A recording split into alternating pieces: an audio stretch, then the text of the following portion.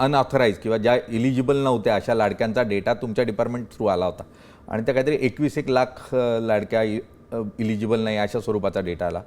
तर कशा स्वरूपात याची निवड करण्यात आली आणि काय क्रायटेरिया असेल पुढच्या काळात अजून जर बघा ना, हेच तंत्रज्ञानाचा योग्य उपयोग म्हणजे काय ह्याचे उदाहरण आहे.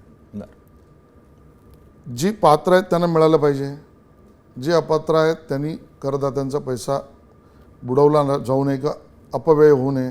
सरकारची हीच भूमिका आहे. आमच्या माहिती तंत्रज्ञान विभागामध्ये सर्व विभागातील ट्रान्झॅक्शन्स आणि डेटा आपल्याकडे एकत्र केला जातो करतो. याचं कारण आपण एक नवीन चांगला एक उपक्रम करतो, गोल्डन डेटा. येणाऱ्या काळामध्ये सोन्यापेक्षाही ज्याला भाव असेल, भाव म्हणजे मी कर्तृत्व या अर्थाने म्हणतोय, तो म्हणजे डेटा आहे. अगदी खरं.